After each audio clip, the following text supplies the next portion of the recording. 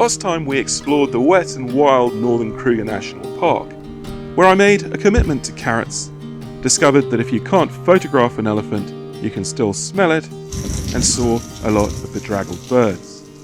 This time we're heading south to Shingwedzi. Along the way I find that carrots really do help me photograph swallows. I see a pod of hippo, but moan about the people photographing them, before an owl makes it all better. It's been a morning trying to get ready to get out of Punda Maria and on the road south towards the next camp in my long journey from north to south in the Kruger National Park. The next one is Shingwedzi, situated naturally enough on the Shingwedzi River, and apparently, according to Nigel Dennis's book, it's one of the best game viewing areas, undoubtedly the best game viewing area in the northern Kruger. We left our love with question marks, with broken hearts. I went all my life without you. Something right could be so wrong. Carry on, cause I know I have to let you go. I know it's bad to take a leap into my world of fantasies, but we will make it all the way somehow. But I know now when I wake up, I just have to put my feet back on the ground. And you will come back. Oh my God, it's you again. Once we were more than friends. Darling, how you've been. I miss your smile. It's always a little nerve-wracking having an elephant walk towards you through a 400 or 500 millimeter lens. They always look a bit closer through the viewfinder than they are in real life. And one's heart starts to beat a little bit. I guess in these kind of conditions where the light's not going to make your picture, a lot more of the photography has to become behavioral. And I pulled up next to these trees because they attracted me visually in terms of video. But then a bull elephant wandered into the frame from right to left and started doing something interesting. He started trying to reach up into the leaf canopy and pull down leaves, a lot like the elephants do in mana pools in Zimbabwe. And that makes for fascinating behavioral photography. So yeah, I've spent a good deal of time now just waiting for this elephant to try to reach the leaves, and sadly they're a little bit out of reach for him.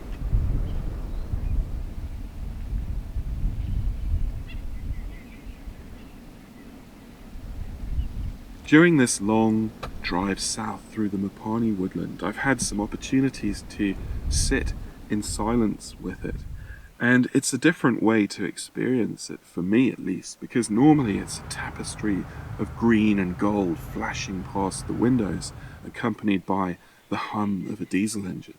But sitting here quietly listening to its damp cathedral-like silences, punctuated now and then by a distant bird call, is an entirely worthwhile experience. It's wonderful to hear this living forest that covers such a vast region of northern Kruger. I definitely recommend stopping because things happen when you stop. Waxbill flew in. I had some wonderful helmet shrikes appear in the bushes next to me, things that I normally would not see because I'm just driving. And the reason I stopped here to show you these particular trees is because, unusually for Kruger, they are actually tall Mopane trees. And normally what happens in this region is the elephants sort of garden these trees. They're one of their favourite foods. And they eat them and keep them short and stunted. Now part of that is the soil type and the laterized ground and the hard ground where the roots can't penetrate and there's not a lot of water. But a lot of the time it's actually elephants that feed on them. So getting tall trees like this is possible. But it just goes to show how many elephants are present in Kruger and how much damage they do to the trees in this particular region.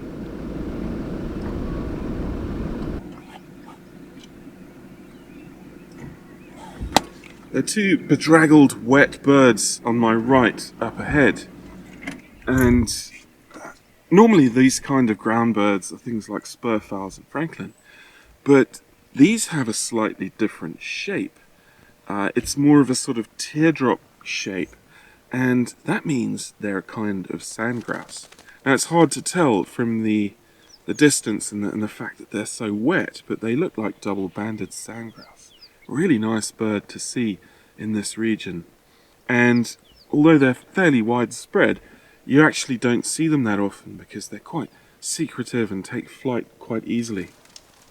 Coffee's always welcome on slow days, and thankfully Kruger is dotted with rather infrequent little picnic sites.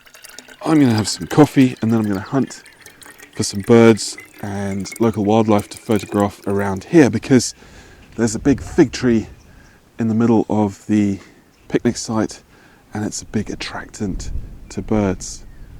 This picnic site looks like it's paid off for me. I like this expanse of sand here. It gives a nice pale background, and some repeated behaviour by the swallows here, sort of hiding from the wind and trying to catch insects from the ground. They're sort of launching themselves into the air, catching an insect and then coming back and sitting on this wet sand in front of me here.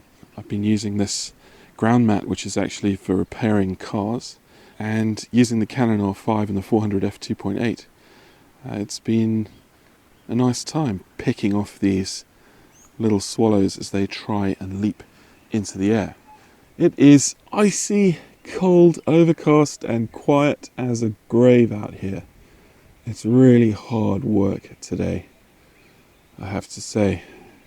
The only thing moving around are little tiny seed-eating finch-type birds like waxbills, and I just managed to capture a really nice little green-winged petilia as well.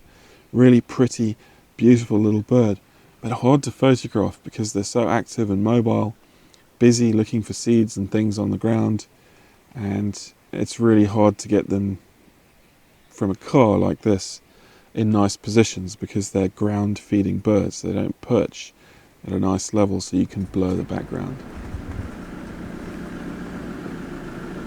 There's a tawny eagle in a tree up there on my left, but unfortunately this grey cloud just doesn't make him very photogenic. I could probably go round the road a little bit further and photograph out the left of the car, but the sky is too bright. It just won't look good. So there's been plenty of opportunities to see large eagles, battlers and tawnies and other brown eagles, but not much opportunity in this weather without that glorious South African blue sky to photograph them. There's a really big pool of hippo. It's quite a sight, I must say. But around the corner there's a bunch of idiot photographers, all out of their vehicles illegally, walking down to the pools where Africa's most dangerous animal lives and trying to get shots. There's actually hippos climbing over other hippos' backs, smaller ones. This one's got 2 oxpeckers on it, and it's just walked over the back of another one. Incredible. We left our love with question marks, with broken hearts. I went all my life without you. Something right could be so wrong. Carry on, cause I know I have to let you go. I know it's bad to take a leap into my world of fantasies, but we will make it all the way somehow. But I know now when I wake up, I just have to put my feet back on the ground. And you will come back, oh my God, it's you again. Once we were more than friends, darling, how you been? I missed your smile.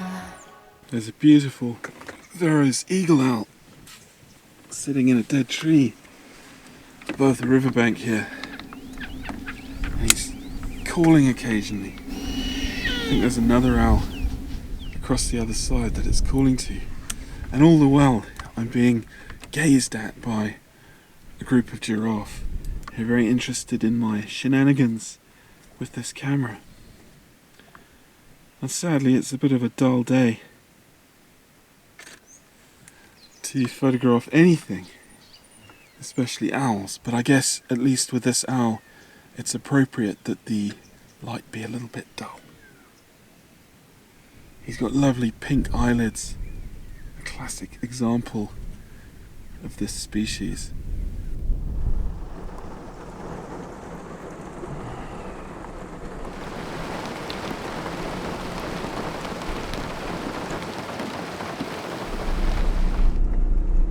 It's quite special out here, even though it is pissing with rain.